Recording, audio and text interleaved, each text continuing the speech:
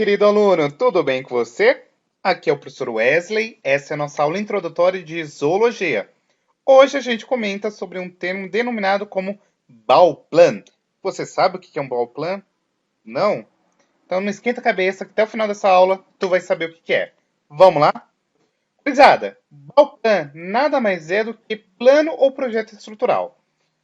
Isso, em outras palavras, significa dizer o seguinte: quando a gente está observando animais e, em especial, a gente vai observar que existem diferentes padrões aí estruturais de corpo. Então, diferentes formas de organização de sistemas corpóreos, morfologia e etc. E o Balpan, ele basicamente parte dessa premissa da gente tentar compreender como que um organismo animal ele se estrutura aí no que diz respeito ao plano. E o plano ele deve permitir a realização de tarefas básicas a esse organismo, como, por exemplo, obter, digerir e metabolizar alimentos, distribuir os nutrientes e oxigênio a todas as células que compõem o organismo, eliminar dejetos metabólicos e materiais não digeridos. Isso, em outras palavras, seria quase que equivalente a nós pensarmos da seguinte maneira: toda a estrutura corpórea de um animal, ele vai ser basicamente centrado em otimizar todos os processos fisiológicos. Beleza? E aqui, além disso, é importante nós destacarmos que existe um termo denominado como homeostase genética, que nada mais é do que a restrição do desenvolvimento embrionário aos planos estruturais planadões. Isso significa que existe toda uma organização que deriva justamente da embriologia desse animal. Então, o quão mais próximo evolutivamente, o quão mais aparentado esses animais forem, consequentemente, maior vai ser a tendência de compartilhar planos estruturais semelhantes, certo? E a homeostase ela vai acontecer em diferentes níveis de restrição, como, por exemplo, restrições estruturais, genéticas, de desenvolvimento, restrições metabólicas, funcionais e afins. Outro detalhe interessante a ser destacado aqui que homeostase nada mais é do que o equilíbrio entre o meio externo e o meio interno. Tranquilo?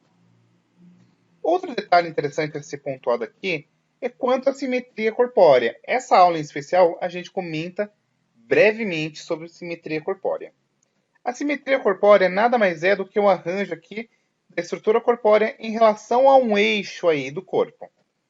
E os animais, ao serem seccionados ao longo de pelo menos um plano, gerando metades similares ou metades semelhantes, nós denominaremos como animais simétricos. Ou seja, quando você pega um animal, por exemplo, o ser humano, e divide ele ao meio, você percebe que os dois lados, tanto direito quanto esquerdo, eles são semelhantes, eles são ditos como lados simétricos. Mas, em contrapartida, existem alguns animais a quais a gente tenta fazer essa secção corpórea e nós não encontramos nenhum eixo de simetria. Portanto, esses animais são denominados como animais assimétricos. Beleza? Além disso, outro detalhe interessante a ser destacado, que existe vários padrões de simetria. Nós temos o padrão simetria esférica, que é aquele padrão no qual não possui um eixo corpóreo e, consequentemente, vai apresentar infinitos padrões de simetria. Como, por exemplo, isso daqui. Se eu pegar esse animal em especial aqui, vocês podem perceber que existe diferentes, infinitas formas de eu tentar estabelecer um padrão simétrico, certo? Mas em contrapartida, existe um outro padrão de simetria denominado como simetria radial, que é aquele no qual a gente vai ter um único eixo aonde vai se organizar as mais diversas partes desse organismo. E qualquer plano que passe por esse eixo vai dividir o organismo em metades similares, certo? Um aspecto interessante a ser destacado é que a simetria radial perfeita é muito rara na natureza, certo? Então, aqui é um exemplo de como que seria um padrão de simetria radial. Um outro padrão de simetria interessante é o padrão de simetria irradial, ou seja, existe dois planos de seccionamento, ou seja, dois planos de corte que vão gerar metades semelhantes ou metades similares, se assim preferirem. Aqui tem uma exemplificação. Perfeito? Um outro padrão de simetria é o padrão quadrirradial, que apresenta aqui 4 planos de seccionamento, e o padrão pentarradial, que aí apresenta 5 planos de seccionamento. E aqui tem algumas exemplificações desses padrões aí de simetria. Por fim, nós temos o padrão de simetria bilateral, que é aquele padrão no qual você tem um eixo com uma extremidade anterior e posterior, e além disso, nós temos um único plano de simetria, ao qual nós denominamos como plano médio-sagital, que vai separar o corpo em duas metades similares. É o exemplo clássico, por exemplo, que a gente encontra no peixe, a gente encontra do próprio ser humano, beleza?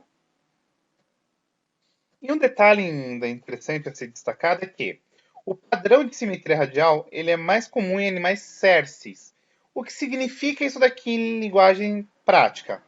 Um animal cérceo é aquele animal que apresenta a fixação a um determinado substrato, como por exemplo, esponjas que não se movimentam, elas estão presas a um substrato, certo?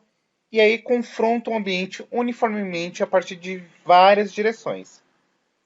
A simetria bilateral ela é mais comum em animais com morbilidade controlada. Por quê? Ó, a gente precisa que a extremidade anterior encontre o ambiente primeiro, porção anterior concentre estruturas sensoriais e alimentares, ou seja, existe aqui um processo de cefalização, a região dorsal, ou seja, a região de trás, concentra estruturas de proteção, região ventral, concentra estruturas locomotoras e por aí vai. Tranquilo? E essa é a nossa aula introdutória. Caso você tenha curtido, peço por gentileza que você curta, compartilhe, comente esse vídeo, vai me ajudar bastante. E caso você queira me dar biscoito, vai lá no Instagram, me siga, a gente pode trocar ideia. Beleza? Um forte abraço e até a nossa próxima aula. Fui, gurizada! Até lá!